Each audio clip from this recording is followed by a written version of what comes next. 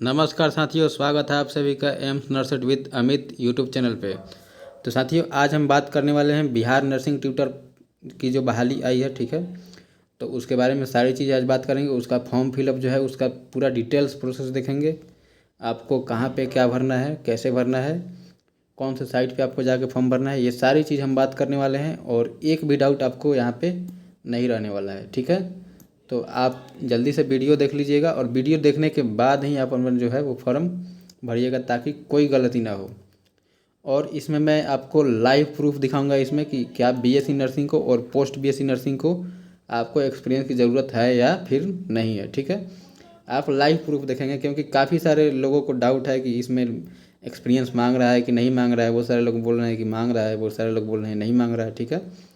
तो ये सारा डाउट आपका आज क्लियर होने वाला है। और फॉर्म भरने से पहले ज़रूर एक बार वीडियो देखिएगा, ताकि कोई गलती ना हो। क्योंकि स्टाफ नर्स की जो बहाली आई थी उसमें काफ़ी सारे लोगों को 2-3 बार फॉर्म भरना पड़ा था, क्योंकि उन्होंने बहुत सारी गलतियाँ किए थे। तो इसलिए इस बार आप लोग सावधानी से भरिएगा और पूरा आप पहले डिटेल जानकारी लीजिएगा, उसके बाद ही भरिएगा, ठीक है। तो चलिए वीडियो की शुरुआत करते हैं। और उससे पहले अगर आप चैनल पर नए हैं तो सब्सक्राइब कर लीजिए चैनल को, ताकि जो भी अपडेट है वो आपको तुरंत मिल जाए, ठीक है। तो चलिए एक बार देखते हैं आगे। साथियों, यहाँ पे आपको गूगल पे आना है। गूगल पे आपको सर्च करना है बीटीएससी, ठीक है। जैसे ही आप बीटीएससी सर्च कीजिएगा, आपको यहाँ पे पहले आपका ऑफिशियल साइट देखने को मिल जाएगा बीटीएससी का।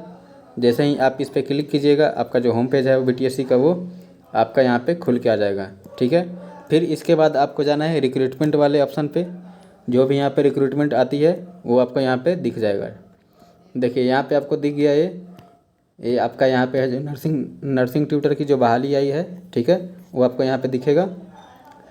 तो इस पर आपको एक बार क्लिक कर लेना है। चलिए यहाँ पे आप इधर थोड़ा सा आइएगा तो अप्लाई नाउ पे आपको क्लिक करना है। जैसे ही क्लिक कीजिएगा, आपका पूरा डिटेल्स खुल के आ जाएगा इस फॉर्म का, ठीक है। तो आप यहाँ पे देख सकते हैं, यहाँ से आप इसका एडवर्टाइजमेंट भी डाउनलोड कर सकते हैं, ऑनलाइन मैनुअल भी डाउनलोड कर सकते हैं, ठीक है। और यहाँ पे आप देख लीजिए, इसमें लास्ट डेट जो आपका है, ठीक है, इसमें लास्ट डेट आप देख लीजिएगा। ये देखिए 4 जुलाई से चालू हुआ है और आपका जो लास्ट डेट है उसमें आपका 1 अगस्त है, ठीक है। तो 4 जुलाई से 1 अगस्त तक आप फॉर्म भर सकते हैं। जिन्होंने भी फॉर्म नहीं भरा है वो अपना फॉर्म भर दीजिए, ठीक है। तो चलिए इसके बाद हमको जाना है, यहाँ पे आपको पहले रजिस्टर करना है। यहाँ पे रजिस्टर पे क्लिक हेयर पे क्लिक करेंगे, ठीक है। जैसे ही आप इस पर क्लिक करेंगे, आपका जो है रजिस्टर करने के लिए आपका जो पेज है वो खुल के आ जाएगा, ठीक है। इसके बाद आपको क्या करना है, यहाँ पे कंसेंट मांग रहा है, कंसेंट में आपको यहाँ पे दे देना है, ठीक है। ठीक है, वहाँ पे आपको आई एग्री पे क्लिक करना है। तो चलिए यहाँ पे फॉर्म खुल के आ गया है। अब यहाँ पे अपना कैंडिडेट है जो अपना फर्स्ट नेम यहाँ पे डालेंगे, ठीक है। फर्स्ट नेम डालने के बाद आपको यहाँ पे फिर मिडिल नेम डालना है, फिर आपको यहाँ पे लास्ट नेम डालना है, ठीक है। इतना समझ गए। अब आगे चलिए। आगे आपको यहाँ पे आपने कभी मैट्रिक के बाद आपने नाम चेंज किया है या फिर नहीं किया है, ये सारे आपको यस नो पे क्लिक करना है। फिर आपका डेट ऑफ बर्थ डालना है, ठीक है।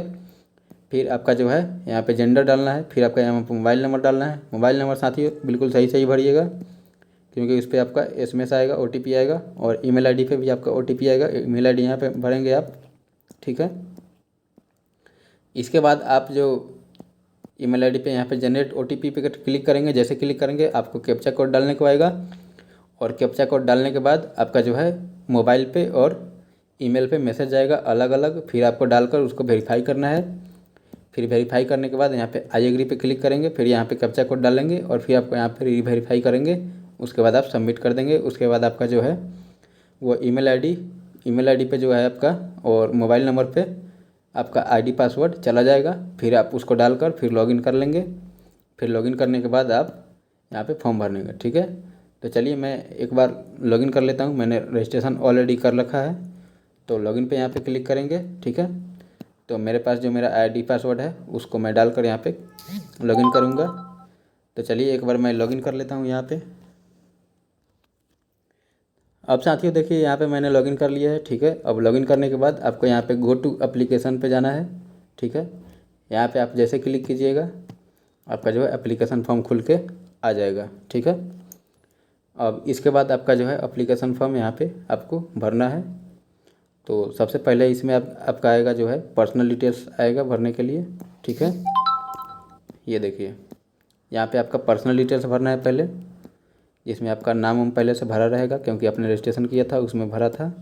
फिर यहाँ पे आपको मैरिटल स्टेटस भरना है, ठीक है। फिर यहाँ पे जो आपका रिलीजन है वो भरना है, ठीक है। फिर यहाँ पे फादर नेम और मदर नेम भरना है, ठीक है। और उसके बाद यहाँ पे पोस्ट नेम पे आप क्लिक करेंगे और क्लिक करके नर्सिंग ट्यूटर आप सेलेक्ट कर लेंगे। उसके बाद यहाँ पे नेशनलिटी आपको भरना है। फिर आप यहाँ पे डोमिसाइल कहाँ का है आपका, बिहार का है, फिर बिहार से अदर है तो आपको यहाँ पे डोमिसाइल सेलेक्ट कर लेना है, ठीक है। और उसके बाद आपका जो रिजर्वेशन कैटेगरी में आप आते हैं कि नहीं, जो बिहार के हैं वो लोग अपना रिजर्वेशन कैटेगरी डालेंगे, ठीक है। और फिर यहाँ पे अपना जो है वो कास्ट सेलेक्ट करेंगे, ठीक है। इसके बाद आपका जो है यहाँ पे आपका कैटेगरी सर्टिफिकेट मांगा जा रहा है। कैटेगरी सर्टिफिकेट आपका जो है इशूइंग अथॉरिटी, आपको जो कैटेगरी सर्टिफिकेट होता है वहाँ पे लिखा रहता है, ठीक है। फिर आप इशू डेट डालेंगे उसका, फिर आपका वो कैटेगरी नंबर जो आपका होता है एप्लीकेशन नंबर सर्टिफिकेट पे वो डालेंगे। फिर आपका यहाँ पे डोमिसाइल डालना है, और एक कैटेगरी और डोमिसाइल जो है आप अगर बिहार के हैं तो ही डालना है, और आप अदर स्टेट के हैं तो ये ऑप्शन आपको नहीं मिलेगा, ठीक है। फिर आपको यहाँ पे एक विजिबल मार्क डालना है, आपका कोई बॉडी पे निशान हो कोई तो, ठीक है। चलिए इसके बाद आपको यहाँ पे आईडी सेलेक्ट, यहाँ पे फिर आपको आईडी सेलेक्ट कर लेना है, आपको कौन सा डालना है। यहाँ पे पैन कार्ड का ऑप्शन है, ड्राइविंग लाइसेंस का ऑप्शन है, और वोटर आईडी कार्ड, पासपोर्ट, ठीक है। और अगर आपको आधार कार्ड डालना है तो आप यहाँ पे अदर्स पे क्लिक करेंगे। अदर्स पे आप जैसे यहाँ पे क्लिक करेंगे, ठीक है, यहाँ पे आप अदर्स पे क्लिक करेंगे तो यहाँ पे आ जाएगा आपका, देखिए यहाँ पे आपको आ गया name ID card, name of the ID card. यहाँ पे आप आधार कार्ड लिखेंगे, इस पर यहाँ पे आप आधार कार्ड लिख देंगे, ठीक है। फिर आधार कार्ड पे आपका क्या नाम है वो लिखेंगे, ठीक है।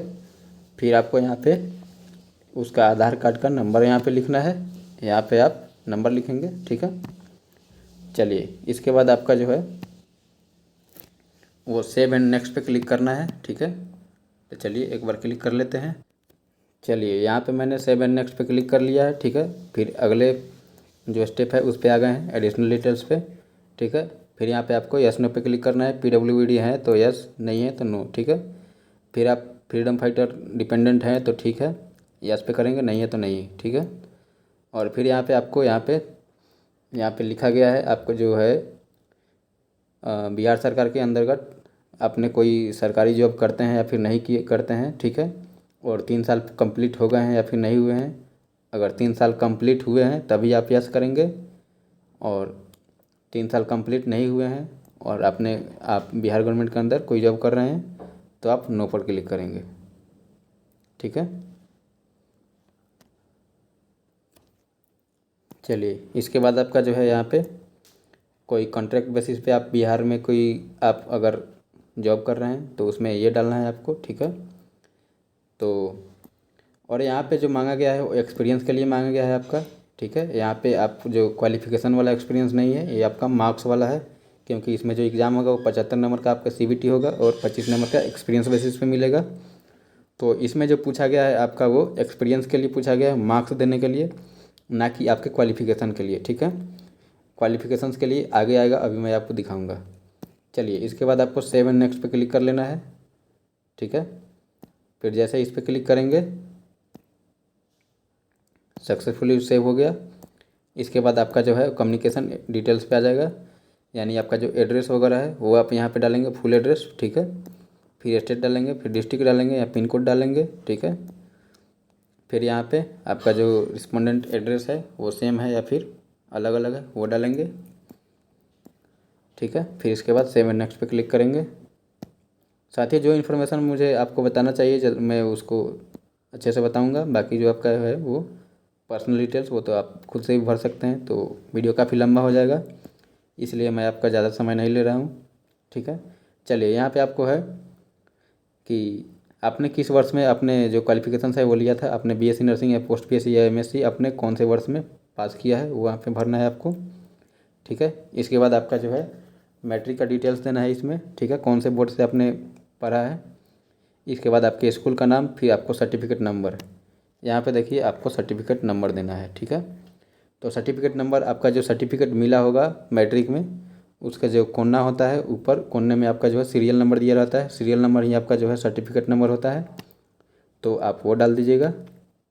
ठीक है, फिर आपने कौन से साल में मैट्रिक पास किया वो डालना है, फिर आपका कौन सा डिवीज़न आया था, फर्स्ट सेकंड थर्ड जो भी है आप अपने यहाँ पे डाल सकते हैं। ठीक है, फिर आ जाएंगे एसेंशियल क्वालिफ़िकेशन में। फिर एसेंशियल क्वालिफ़िकेशन में आपने बीएससी किया होगा तो बीएससी डालेंगे, अगर आपने एमएससी किया है तो एमएससी, और पोस्ट बेसिक किया है तो पोस्ट बेसिक, और फिर आपने डीएनईए अगर किया है तो वो डालेंगे। तो देखिए यहाँ पे आप डायरेक्ट देख सकते हैं कि यहाँ पे आपका जो है अगर आप डीएनईए कोर्स किए हैं तभी आपका 2 साल का एक्सपीरियंस मांगा जाएगा।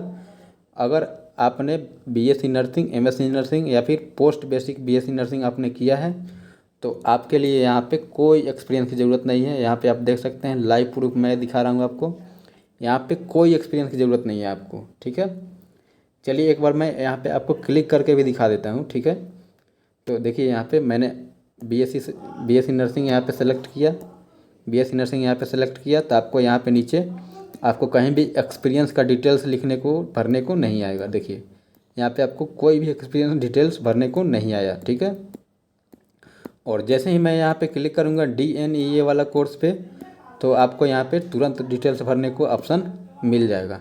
ठीक है, देखिए यहाँ पे मैंने डीएनईए कोर्स वाले पे सिलेक्ट किया तो आपका जो है यहाँ पे नीचे एक एक्सपीरियंस डिटेल्स भरने का ऑप्शन आपको यहाँ पे एक एक्स्ट्रा मिल जाएगा।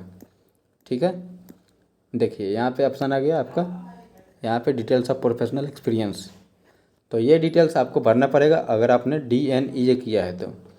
बाकी आपने बीएससी नर्सिंग किया है, पोस्ट बेसिक बीएससी नर्सिंग किया है या फिर एमएससी नर्सिंग किया है, आपको कोई एक्सपीरियंस की ज़रूरत नहीं है। ठीक है, सिर्फ डीएनईए के लिए एक्सपीरियंस की ज़रूरत है। तो ये आपका क्लियर हो गया, बहुत सारे लोगों को डाउट था, ये डाउट क्लियर हो गया। ठीक है, चलिए इसके बाद मैं आपको आगे बताता हूँ आगे क्या है। फिर आप यहाँ पे एसेंशियल क्वालिफ़िकेशन आपने कहाँ से पास किया है, अगर बिहार से पास किए हैं तो आप बिहार भरेंगे, और आउटसाइड किए हैं तो आउटसाइड भरेंगे। ठीक है, और यहाँ पे देखिए आपको नोट में लिखा गया है कि अगर आपने बिहार से नहीं किया है तो आपका जो है आईएनसी सूटेबिलिटी लेटर मांगा जाएगा कि नहीं मांगा जाएगा, ये आपका जो है स्टाफ नर्स वाला केस चल रहा है।